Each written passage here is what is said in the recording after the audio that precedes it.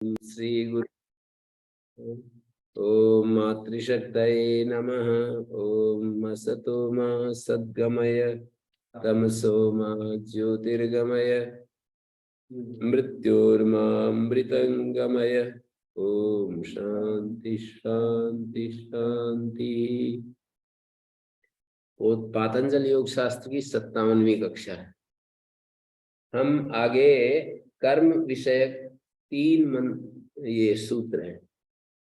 कर्म के बारे में 3 सूत्र हैं। क्लेश मूला कर्माशयो दृष्टा दृष्ट जन्म वेदनीय सती मूले तद विपाको जात्यैर्भोगा तेलाद परिताप फला पुण्य पुण्य हेतुत्वात्। चौथे पाद में भी 4-5 सूत्र हैं कर्म के विषय में। बस इतना ही सारा योग शास्त्र में कर्म के बारे में जो कहना था वो कह दिया 7-8 सूत्रों में। चौथे पाद में कर्मा शुक्ला कृष्णम योगिनस त्रिविधम इतरेशाम।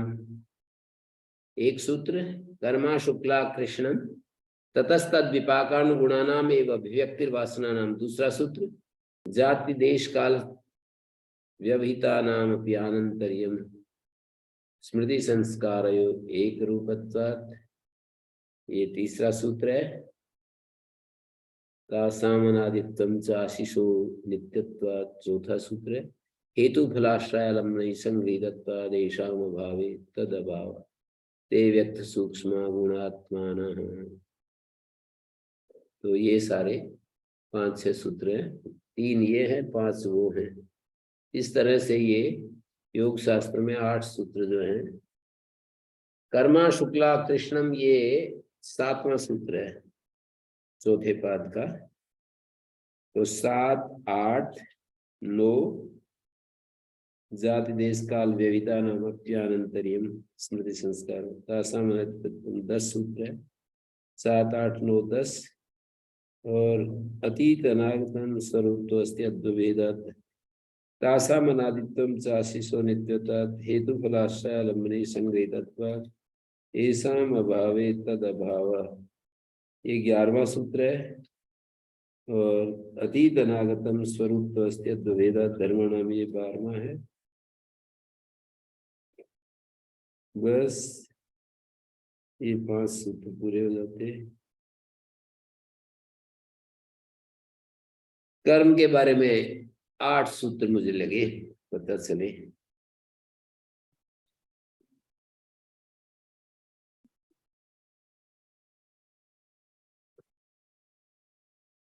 क्लेश मूला कर्माशयो दृष्टा दृष्ट जन्म। दृष्ट जन्म तो ये चालू जन्म होता है। अदृष्ट जन्म जो आगे आने वाला जन्म होता है उसको अदृष्ट जन्म कहते हैं। तो कर्माशय दृष्ट जन्म को दिलाने वाला, दृष्ट जन्म में फल देने वाला, चालू जन्म में भी फल देता है कर्माशय और आगे आने वाले जन्म में भी फल देता है कर्माशय। तो इसको ऐसे समझ सकते हैं कि चालू जन्म जीवन में जो जन्म देता है, जन्म फल जो कर्म के फल मिलते हैं वो 3 होते हैं, जन्म आयु और भोग। तो चालू जन्म में एक विपाक कर्मा से हो सकता है, द्वि विपाक कर्मा से हो सकता है। चालू जीवन में कर्मा से हमको एक विपाक का मतलब है, एक विपाक शब्द का अर्थ है केवल जाति दे, वो आयु दे सकता है या केवल भोग दे सकता है। एक विपाक का अर्थ है आयु और भोग में से कोई एक। भोग का मतलब सुख दुख, और आयु मतलब हमारी जो इस शरीर की जो उम्र है। तो आयु कैसे देगा? आयु तो अगले जन्म में मिलती है, बढ़ सकती है ना थोड़ी। पिछले जन्म में जो है कर्माशय से मान लो 50 साल उम्र मिली थी, तो अब बहुत ज्यादा हमने सावधानी की, लोगों को बहुत सुख को पहुंचाया, बहुत ज्यादा हमने अच्छा आचरण किया, तो उससे दूसरों के आशीष मिलते हैं ना, तो उससे भी आयु बढ़ती है। दूसरों को हमने बहुत अपने आशीष ले लिए, हम बहुत अधिक सुख पहुंचाते हैं तो भी आयु बढ़ जाती है, और बहुत ही कम हो तो फिर क्या करेगी। जैसे हमारी उम्र ही 10 साल थी, खूब सुख पहुंचाया, तो फिर कैसे होगा। और उन नियमों का पालन नहीं किया जो कि आयु को बढ़ाने वाले कर्म है ना। जैसे गुरुदत्त विद्यार्थी तो बहुत बुद्धिमान थे, और अपने शरीर का, खान पान का, सोने जागने का ध्यान ही नहीं रखा, तो जो आयु थी वो भी शायद घट ही गई होगी, 26 साल में ही चले गए। पर वो तो 26 साल में भी 100 साल से भी ज्यादा काम कर गए। आचार्य शंकर 32 साल की उम्र में ही चले गए। वो कौन करेगा अब इतना काम, कई जीवन का काम था वो, सब 32 वर्ष की उम्र में जो करके चले गए, वो तो जन्म जन्मांतर का साधना कही जा सकती है। तो दृष्ट, गुरुजी, हाँ जी, गुरुजी, हाँ जी, हाँ जी, गुरुजी क्या, जैसे हमें आयु मिलती है हाँ जी, पीछे, जैसे पिछले जन्म से हम आते हैं, जन्म लिया हमने, तो क्या जी उसके अनुसार आयु निर्धारित नहीं होती? होती है ना। हाँ, तो इस कर्म में भी, इस जन्म में जो हम कर्म करते हैं उसके अनुसार भी आयु घटती बढ़ती है जी? हाँ जी,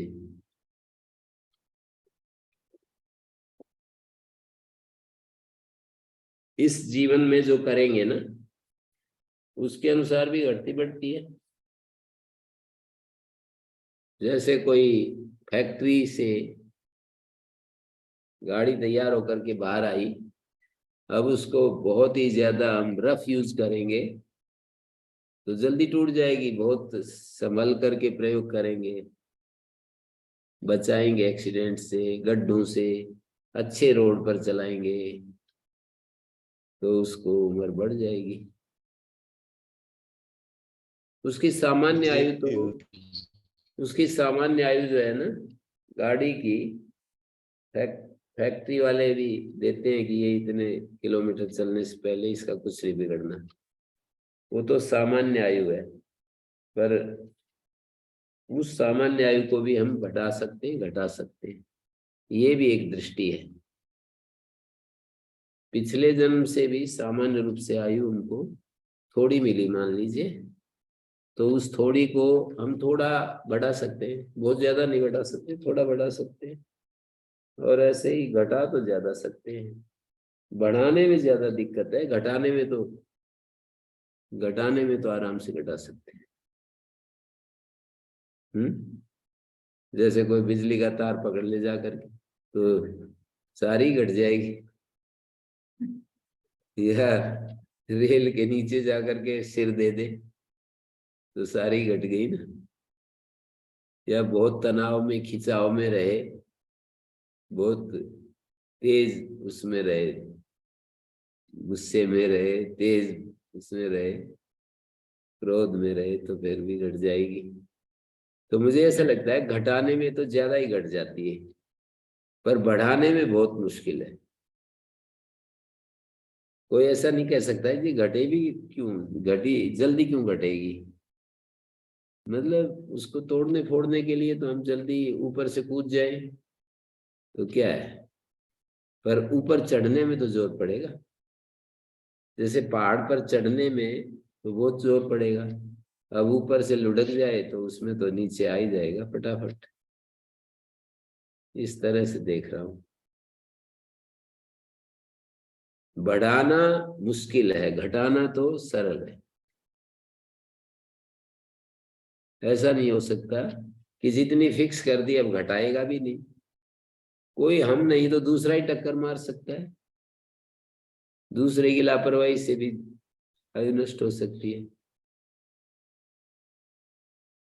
हमारी बुद्धि यदि सही काम ना करे तो आयु घट जाएगी, और सही सही काम करे तो आयु घटेगी नहीं, जो मिली है वो बनी रहेगी। बहुत ज्यादा ध्यान देने से थोड़ी बहुत बढ़ भी सकती है।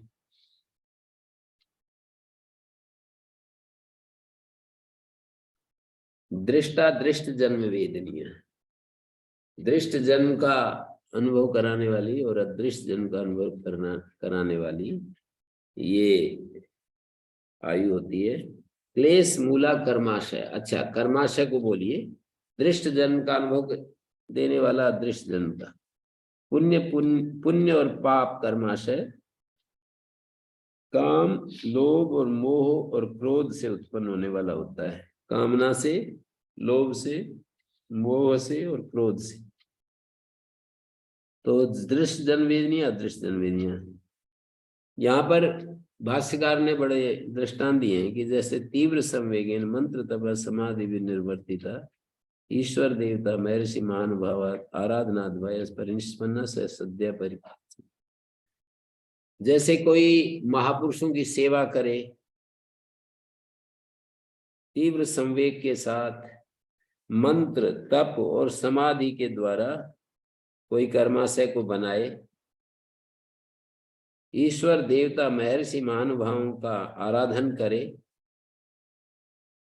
तो जो कर्माशय फलीभूत होगा वो शीघ्र ही परिपाक को प्राप्त हो जाएगा पुण्य कर्म से। और इसी तरह तीव्र क्लेशेन भीत व्याधित कृपणेशु विश्वासोपगत, हमारे विश्वास में कोई आ जाए और फिर उसके साथ धोखा कर दे, दगा कर दे, विश्वास अपना विश्वासी बनाकर और फिर उल्टा कर दे। विश्वासोपगतेषु भीत व्याधित कृपणेशु, डरे हुए व्याधित और कृपण लोगों में विश्वासोपगतेषु महानुभावेषु व तपस्वीषु कृतः पुनः पुनः अपकारा, पुनः पुनः जो अपकार किया जाता है तपस्वियों के प्रति, महानुभावों के प्रति, सचापि पाप कर्माशय सद्या एव परिपच्यते, वो पाप कर्माशय शीघ्र ही फलीभूत हो जाता है। वो जो पुण्य कर्माशय है वो भी शीघ्र फलीभूत हो जाता है और पाप कर्माशय है वो भी शीघ्र। तीव्र वैराग्य के साथ जो मंत्र तप संवेग, वैराग्य को भी कहते हैं, या अत्यंत उत्साह के साथ, वेग के साथ, संवेग, जो मंत्र तप समाधि से निष्पन्न ईश्वर देवता महर्षि महानुभावानुराग, महर्षियों के महानुभावों के आराधन से जो कर्माशय परिनिष्पन्न होता है सद्यः परिपच्यते पुण्य कर्म से। और तीव्र क्लेशेन भीत व्याधित कृपणेषु विश्वासोपगतेषु महानुभावेषु तपस्वीषु कृतः पुनः पुनः अपकारः, पुनः पुनः अपकार करेंगे ना अच्छे भले आदमियों के प्रति।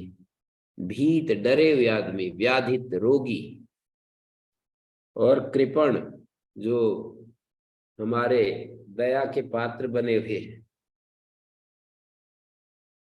बेचारे असहाय कृपण। विश्वासोपगत महानुभावेषु तपस्वीषु, महानुभाव तपस्वियों के प्रति किया अपकार, सचापि पाप कर्माशय। इन्होंने उदाहरण दिए दो, जैसे नंदीश्वर नाम के कुमार मनुष्य परिणाम मित्वा देवत्वेन परिणता, मनुष्य परिणाम को छोड़कर वो देव परिणाम को प्राप्त हो गया, जो नंदीश्वर कुमार थे। और इसी तरह नहुष देवानाम इंद्र, देवताओं का इंद्र था, अपने परिणाम को छोड़कर तिर्यक्त्वेन परिणता, वो तिर्यक रूप से परिणत हो गया।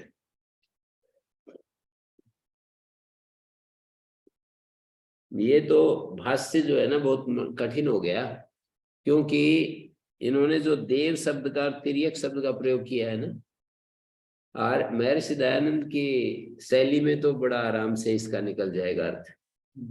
लेकिन वे लोग जो देव योनि कोई अलग ही मानते हैं और तिर्यक योनि पशु आदि को कहते हैं, तो कहते हैं इसी शरीर में जो है वो तिर्यक योनि में, तिर्यक योनि का रूप धारण कर लिया, यही शरीर, और ये बदल करके कोई पशु के आकार का हो गया और यही शरीर देव रूप में परिणत हो गया, ऐसे कह रहे। नंदीश्वर कुमार का प्रसिद्ध उदाहरण है, मनुष्य परिणाम को, मनुष्य जो मनुष्य परिमाण है उसको त्याग कर देव रूप में परिणत हो गया। मनुष्य परिणाम, मनुष्य जो परिणाम है उसका त्याग करके देव रूप में परिणत हो गया, ये एक बात कह रहे हैं। और दूसरी तरफ नार ये देवत्व में परिणत हो गया और इंद्र पद प्राप्त नहुष जो था देव परिणाम को छोड़कर तिर्यक्त्वेन परिणत हो गया, तिर्यक रूप में चला गया। और इसमें दो शब्द और बोले, नारकाणाम नास्ति दृश्य जनवेदनीय कर्मास है। नारक जो होते हैं ना उनका दृश्य जनवेदनीय नहीं होता, वो तो नरक योनि में जाएंगे तभी मिलेगा। और दूसरी तरफ क्षीण क्लेशा नाम भी अदृश्य जनवेदनीय नहीं है, जिनके क्लेश अविद्यादि क्लेश क्षीण हो गए उनको अदृश्य जनवेदनीय कर्मा से नहीं मिलेगा। तो इस तरह से ये बता दिया। और आगे कहते हैं सती मूले तद विपाको जात्यायुर्भोगा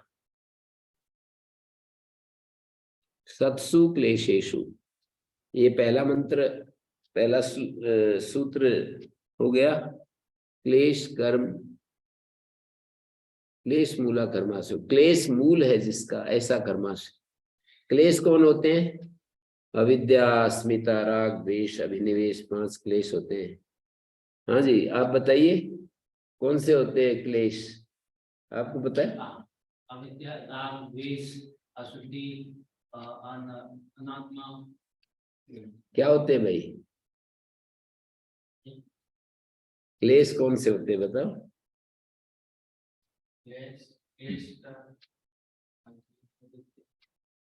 नहीं पता चला आपको, तो आप तो ध्यान नहीं दे रहे, आप बताओ।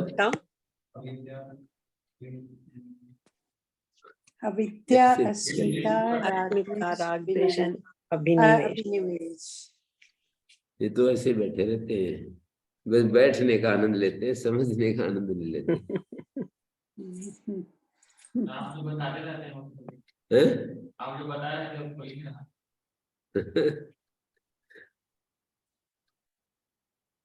हाँ जी, सुनने वाले भी बता सकते हो टीवी पर।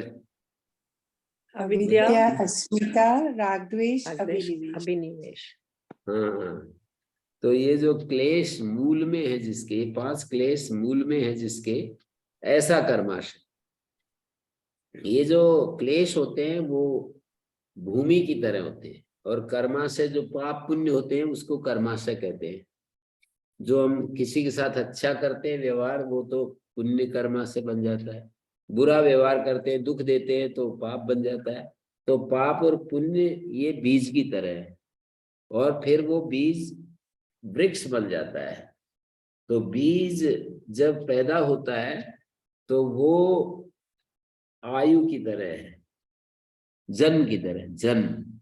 और उसकी जितनी उम्र होती है वृक्ष की, वो आयु की तरह है। और उसके ऊपर खट्टे मीठे जो फल लगते हैं वो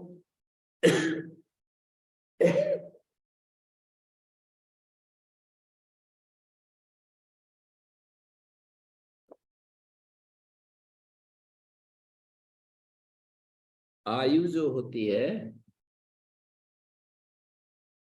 ये 5 चीजें समझ लेनी चाहिए।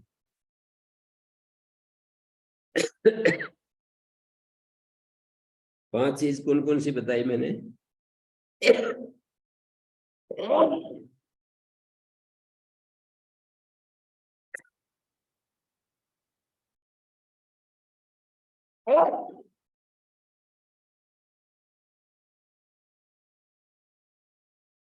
5 चीजें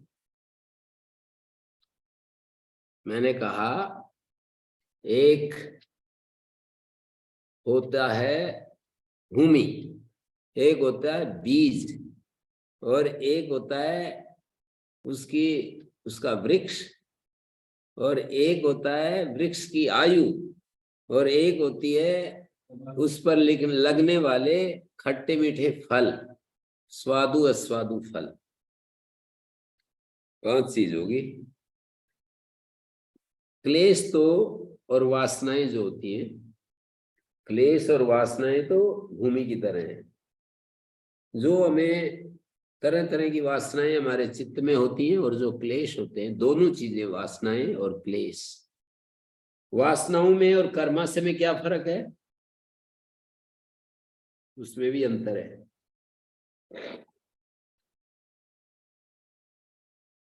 वासना और कर्माशय में क्या अंतर है? तो कहेंगे वासना बनती है भोग के बाद।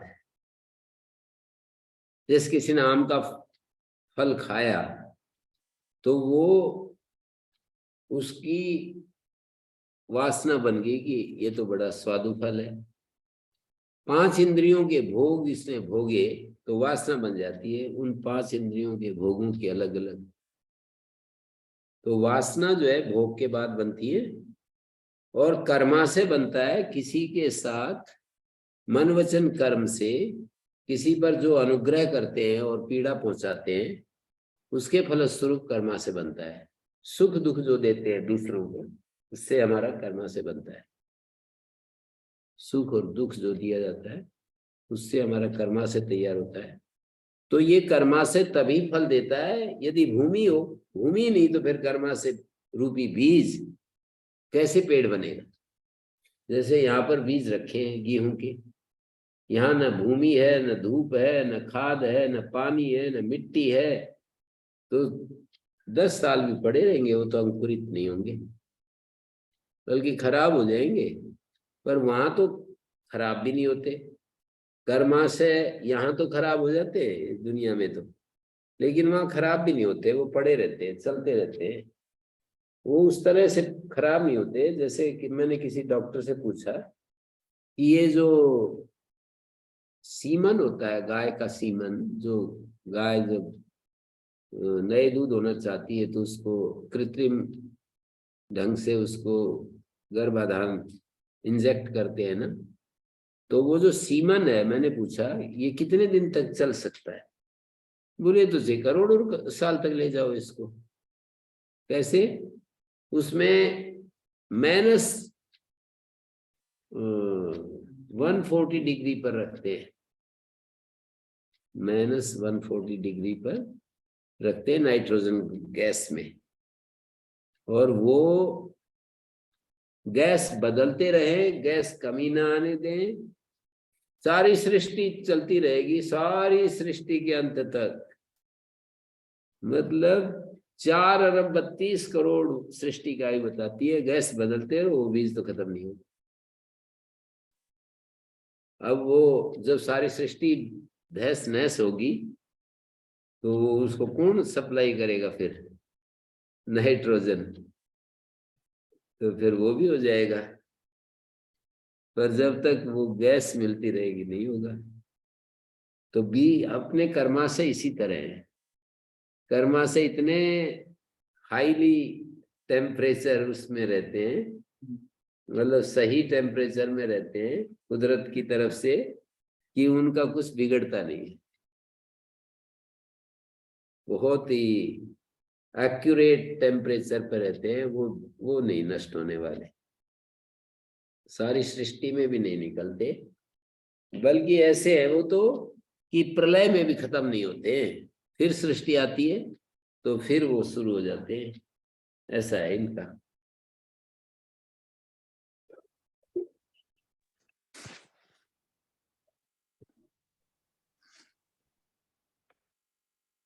तो मैंने 5 चीजें आपके सामने रखी, शायद आप समझ गए होंगे। कर्माशय के जाति आयु भोग रूप त्रिविध विपाक फल होते हैं।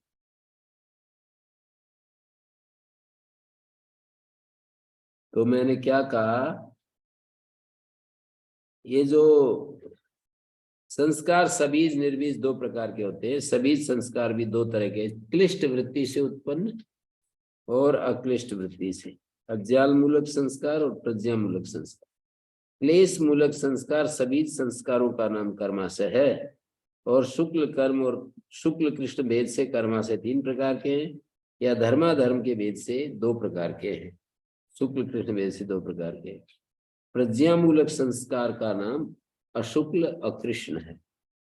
यही कर्माशय को हम निर्बीज, सबीज संस्कार, निर्बीज संस्कार। कर्माशय के जाति आयु भोग रूप 3 प्रकार का विपाक या फल होता है। जिस संस्कार का विपाक होता है वही कर्माशय है, जिस संस्कार का विपाक होता है वही कर्माशय है। विपाक होने पर उसका जो अनुभव मूलक संस्कार होता है उसका नाम है वासना। वासना का कभी विपाक नहीं होता, लेकिन कर्माशय को फलीभूत होने के लिए वासना जरूरी है। वासना अपने आप में फल नहीं देती। वासना चूल्हे की तरह है, वो अपने आप में नहीं जलाता, उसमें अग्नि आती है, कर्माशय रूपी अग्नि आती है तो वो जलाती है। चूल्हा वैसे थोड़ी जलाएगा।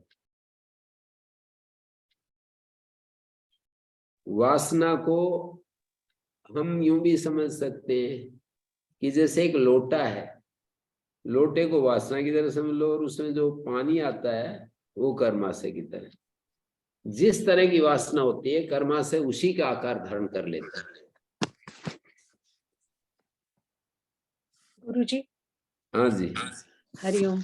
ये वासना और कर्माशय का, वासना जो है उससे प्रेरित होकर हम मन वचन कर्म से कर्म करते हैं ना, तभी कर्माशय बनेगा। जी, कर्माशय जो है, हम जो कर्म करते हैं उस कर्म को करने के लिए जो हमारे पूर्व में संस्कार होते हैं ना, ज्ञान के संस्कार, उसके अनुसार हम अच्छे बुरे कर्म करते हैं। हमारा ज्ञान का लेवल अच्छा होता है तो अच्छे कर्म हो जाते हैं, ज्ञान का लेवल खराब होता है तो बुरे कर्म होते हैं। अपनी कामनाओं को पूरा करने के लिए और जैसे तैसे हम बड़े निर्दयी होकर के अपना इच्छा पूरी करते हैं तो वो कर्माशय बुरा बन जाएगा। और हम बड़े शास्त्र आदि को सामने रख करके जीवन बिताते हैं तो वो कर्माशय अच्छा बन जाएगा। किसी को बाल्यकाल से अच्छे संग मिल जाए तो फिर वो अपने कर्मों का चयन उन संस्कारों के आधार पर करता है, और उसको संस्कार ना मिले तो स्वतंत्रता से चयन करता है कर्मों का, उसकी इच्छा पूर्ति के आधार पर। तो अविद्या, कामना और कर्म का जो चक्र है वो शास्त्र विरुद्ध प्रक्रिया से स्वाभाविक रूपी से जब चलता है तो उससे पाप कर्मा से बनता है, और स्वाभाविक रीति से हट करके शास्त्र अनुसार यदि कर्म आदि होते हैं तो पुण्य कर्मा से। और ये पुण्य कर्मा से जब फलीभूत होता है तो वासना जरूरी है, क्लेश और वासनाएं जरूरी है। क्लेश और वासना के बिना ये कर्मा से फलीभूत नहीं हो सकता। संस्कार और वासना में क्या फर्क है कुछ? मैंने बतलाया ना कि वासनाएं तो हमारे फल भोगने के समय जो हमें सुख दुख का अनुभव होता है, मतलब हम जैसे कोई इंद्रिय भोग करते हैं उसमें एक सुख का भोग होता है ना, वो है वासना। अच्छा। और वो वासना फिर हमको प्रेरित करती है कर्म करने के लिए। फल उस कर्म करने की प्रक्रिया में हम किसी को सुख देते हैं, किसी को दुख देते हैं। तो जो सुख देते हैं उसका नाम पुण्य कर्मा से, दुख देते हैं उसका पाप कर्मा से। वे पाप और पुण्य फिर फलीभूत होने के लिए वासना की अपेक्षा रखते हैं। वासना ना हो तो फिर वो जो पाप और पुण्य ने इकट्ठे किए हैं वो फलीभूत नहीं होंगे। इसलिए वासना से ही कर्माशय फलीभूत होता है। ये चौथे पाद में कहा ततस्तद विपाकान गुणानाम एवं अभिव्यक्ति वासना, मानी कर्माशय के द्वारा वासनाओं की अभिव्यक्ति होती है, वासनाओं की अपने अनुकूल वासनाओं की अभिव्यक्ति होती है। यदि कर्माशय नहीं है तो कर्माशय जैसे 4 विभाग कर लीजिए कर्माशय का, एक दैव कर्माशय, एक मानुष कर्माशय, तिर्यक कर्माशय, नारक कर्माशय।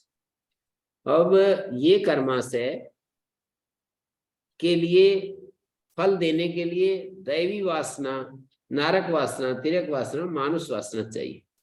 अलग अलग 4 वासनाएं हैं। मानुष वासना के बिना मनुष्य कर्माशय, मनुष्य जन्म के लिए उपयुक्त कर्माशय फलीभूत नहीं हो सकता। मानुष वासना चाहिए, नारक कर्माशय चाहिए, नारक कर्माशय को फलीभूत होने के लिए नारक वासना, दैव कर्माशय को फलीभूत होने के लिए दैव वासना, तिर्यक कर्माशय को फलीभूत होने के लिए तिर्यक वासना चाहिए। तो वो वासना कर्माशय वासना को उत्पन्न होने के लिए अव्यर्थ हेतु बन जाता है। अव्यर्थ हेतु, कभी भी व्यर्थ न होने वाला हेतु। वासनाएं जो है उनको फलीभूत होने के लिए नहीं, कर्माशय को फलीभूत होने के लिए वासनाएं अव्यर्थ हेतु बन जाती है। कर्माशय को फलीभूत होने के लिए, कर्माशय को फलीभूत होने के लिए, बार बार दोहरा रहा हूं, कर्माशय को फलीभूत होने के लिए वासनाएं अव्यर्थ हेतु होती है। बिना वासनाओं के कर्माशय भी कुछ आगे नहीं चलता। इसमें तो यही कहा ना, सती मूले तद विपाक हो जाता है। मूल के होने पर, मूल मानी वासना या क्लेश, क्लेश और वासनाएं ये है मूल। इसके होने पर ही जाति आयु भोग के रूप में हमें फल मिलता है।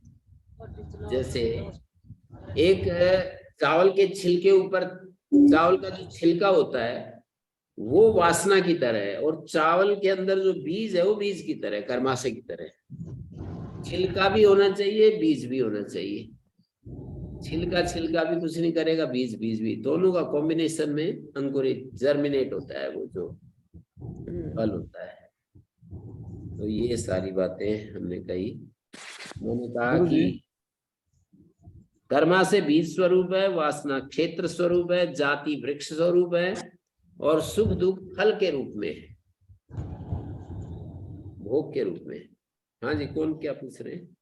हाँ जी गुरुजी, ये क्लियर हुआ कि जो वासनाओं से संस्कार बनते हैं, तो क्या जो हम कर्म कर लेते हैं किसी चीज का, संस्कार बनते हैं, ये क्या भाषा बनी? जो वासना हमने, मतलब हमने जो यूज कर लिया, भोग कर से लिया, संस्कार बनते हैं, जो वाक्य आपने उच्चारण किया, इसका क्या मतलब हुआ? मेरे को स्पष्ट नहीं है आपका वाक्य। मैं चाहता हूँ, पूछना चाह रहा था, जैसे हमने कोई भी भोग कर लिया तो वो संस्कार बन जाता है। वासना से क्या संस्कार बना? वो तो भोग से संस्कार बना। हाँ जी गुरुजी। भोग आपने किया, जैसे इंद्रिय भोग किया आपने, आंख के द्वारा रूप का भोग किया, तो उस भोग प्रक्रिया से, उस रूप के दर्शन से आपके भीतर एक वासना पैदा हुई, और उस रूप दर्शन में यदि हमने मन वचन कर्म से कुछ गलत या अच्छा किया तो वो कर्म से हुआ। जी गुरुजी। आपने कुछ अच्छा या गलत किया किसी के साथ तो वो तो कर्मा से बन गया, और उसमें जो आपने सुख दुख लिया, किसी पर अनुग्रह किया, किसी को हमने पीड़ा पहुंचाई, तो वो धर्म अधर्म बन जाते हैं। जी जी, यही क्वेश्चन था जी मेरा कि मन और वचन से जो होता है सर, वो भी क्या संस्कार में सम्मिलित हो जाता है जी, यही पूछना था। कर्मा से तो होता है वो भी। वाणी से जो पाप किया जाता है उसका भी कर्मा से बनता है, और शरीर से किया जाता है उसका भी, और मन से किया जाता है उसका भी, तीनों से ही। स्वप्न में जो कर्म किए जाते हैं उनका कर्मा से नहीं होता, बाकी तो जागृत अवस्था में तो जो कुछ करेंगे उसका कर्मा से बनता ही है। मन में यदि बेहोश होकर के बिल्कुल जी रहे तो उसका कम बनता है, कर्मा से ढीला ढाला बनता है। जितना कोई ज्ञानी होगा उसका कर्मा से अधिक, मतलब पाप पुण्य से युक्त होगा। सचेतन होकर के जितना काम करेंगे ना, जो अचेत होकर के मार काट मचाते रहते हैं उनका तो क्या कहना, पागल होकर के। जो सचेतन होकर के जो भी कर रहे हैं, तो इसका मतलब कोई यूं प्रश्न करे कि भाई तो सचेतन होना ही ज्यादा खतरनाक हो गया, सचेतन होना खतरनाक हो गया, तो इसका उत्तर तो ये होगा कि कैंसर के प्रति सचेत होना ज्यादा खतरनाक हो गया। कैंसर के प्रति अचेत होकर के भोगते रहे तो बस ठीक है। तो इसका तो उत्तर यही होगा, अचेत होकर के रहने का मतलब है कैंसर को परवाह मत करो, बस अपना काम करता रहेगा, जल्दी से छुट्टी हो जाएगी। सचेत होकर के जीने का मतलब कैंसर के बारे में अवेकनिंग है, और वो इलाज भी कर सकते हैं। गुरुजी, तो ठीक है। गुरुजी अभी ना वासना और संस्कार में समझ नहीं पड़ रही अभी भी कि क्या फर्क है। चलो कल फिर बताते हैं। कल करते हैं। Thank you. सॉरी। ओम शांति शांति शांति। थैंक यू जी, थैंक यू गुरु जी। प्रणाम।